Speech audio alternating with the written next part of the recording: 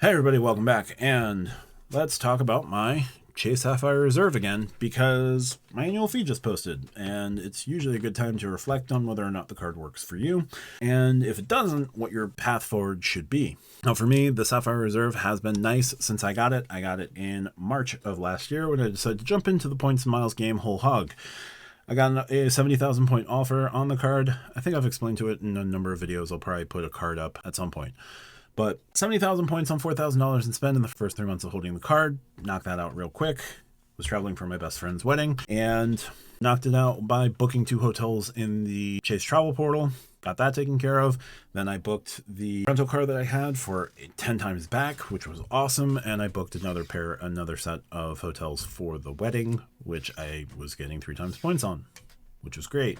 So immediate value back was fantastic, right? I got 70,000 ultimate reward points. I've used bookings with Hyatt. I've used bookings with JetBlue. I've used bookings with mainly Hyatt and JetBlue, but I still have a nice stash of points and I've built a good stash of points through spend on the card to use for other transfer partners, maybe United, maybe some others, remains to be seen, right? And I have to use my $300 travel credit, but what's great about the card is all I have to do is just make $300 payment or my first $300 across all types of travel.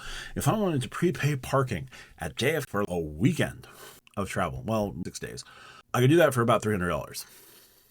It's about $50 a day to park at JFK. It's insane, right? If I put the tolls to go to JFK on the card, that's way too much in tolls to worry about, right? This could become my new New York City congestion pricing card if I wanted to drive into New York City and deal with congestion pricing.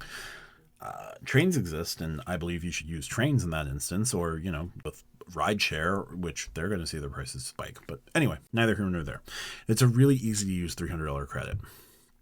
Speaking of Lyft, I get $200 in value for holding Lyft Pink All Access. And that's really nice. There were times in my life when I should have been using Lyft much earlier in life. So that's definitely something I like, having the peace of mind that it's there for me. And I can get dibs on a ride. I can get all sorts of access with that and a 10% discount. And then on the back end, I get 10 times points and I get 2 times built points because I'm smart like that. So the Sapphire Reserve, in terms of travel, does a lot for me. It comes with primary collision damage waiver.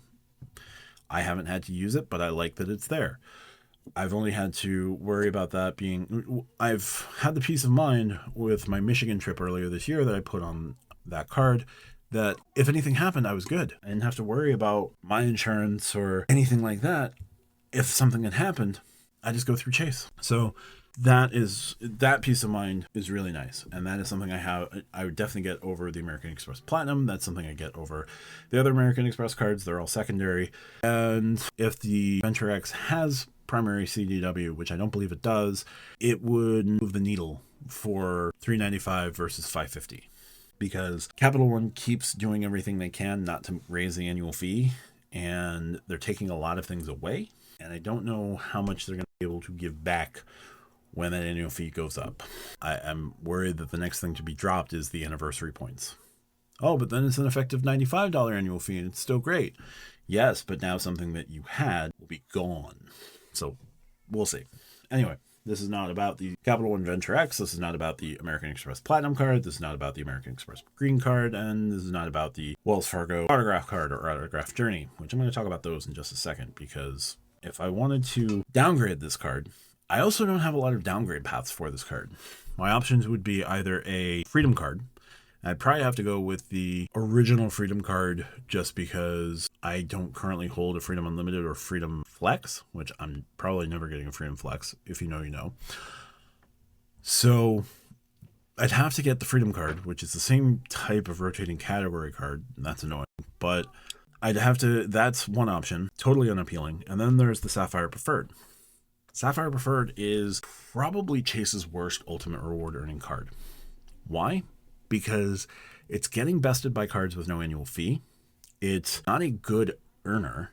And for all you can talk about benefits and the travel safety features and all of that, you get all of those plus more on the Sapphire Reserve, and when you go up to $550 annual fee. The Wells Fargo autograph card gets more 3% category, 3% across the board, and access to travel partners for no annual fee. The built card gets you access to travel partners for no annual fee, and if you hit built statuses, you can reap even more rewards with them when they do their transfer bonuses, right? You could get up to 150% transfer bonus with Aeroplan on the rent day that Aeroplan is the transfer partner of choice. You could get 150% with IHG. You could get 150% with, insert partner here. And while Built is losing American Airlines, they're following it up with, and have followed it up with, Alaska. Nobody gives Alaska points, with the exception of Bank of America through the Alaska credit card, but nobody has Alaska as a transfer partner. So a no annual fee card, 2 no annual fee cards with full access to transfer partners are going to be coming for the Sapphire Preferred. You have the City Premier, which is a better earner on everyday categories. You have not the Venture card, right? But you also have the new Wells Fargo Autograph Journey, 5 times points back on hotels, 4 times points on airline purchases, 3 times points on travel, which isn't the same broad travel category as the Autograph, and it doesn't have transit, but 3 times points on dining, which seems to be a prerequisite of any travel card, it seems. So the Sapphire Preferred is getting drowned out by cards with no annual fee and cards with the same annual fee. And while it has primary collision damage waiver, which is great, it doesn't have much more to offer than those cards are offering now. So why would I move for a little bit less travel insurances and way worse earnings? Why would I do that? My option is do that and have a $95 annual fee as opposed to a $550 annual fee. I would just give up the $550 annual fee and just cut out both Sapphire cards right now. When you think about it in terms of houses, the Sapphire Reserve, a bit of a fixer-upper. It's got problems. I'm going to acknowledge that in just a moment. But the Sapphire Preferred, complete teardown. Tear it down, rethink it. Everything is wrong about that card. Everything. And the Autograph Journey coming out at $95 did not help that card at all. So let's get into some of those negatives now with the Sapphire Reserve. So I don't love that I can get more in dining in a quarter sometimes with the Freedom Flex. 7 times points right now in Q2 of 2024. It's a bit chafing, but Sapphire Reserve, 3 times points on dining, solid. It would be better if it was 4. The 3 times points on travel, solid. That would be better if it was 4. So my ideal world for the Sapphire Reserve would be keep the 10 times categories that it has, even Lyft, extend the Lyft partnership. That would be fine. And after the 3rd year, it should be continual 50% off for Lyft Pink All Access going forward. That would be nice. The Dash Pass membership, that would be cool. Beef up that monthly from $5 to $10. Still let me redeem it at the end of the quarter. I would like that very much. What else do they currently do that I would want them to keep? I'm indifferent about Instacart. I don't care. Earning categories, keep the 10 times earning categories. Move the 3 times categories up to 4. That would be great. Then you could do a couple other things. You could move the base 1% category up to 1.5. That'd be nice. You could move those 2 3s to 4 and then put in a new 3% category, something different than everybody else. Warehouse clubs would be cool. Gas would be cool. Grocery, I would want grocery as a set category on a Freedom card. I don't necessarily want you putting grocery there, but if you did grocery, put grocery as a 4%er. That would be interesting. But there's all sorts of ways with the earnings to make the earnings a little bit more tasty, right? And the other thing that you can do is continue to copy the American Express Platinum.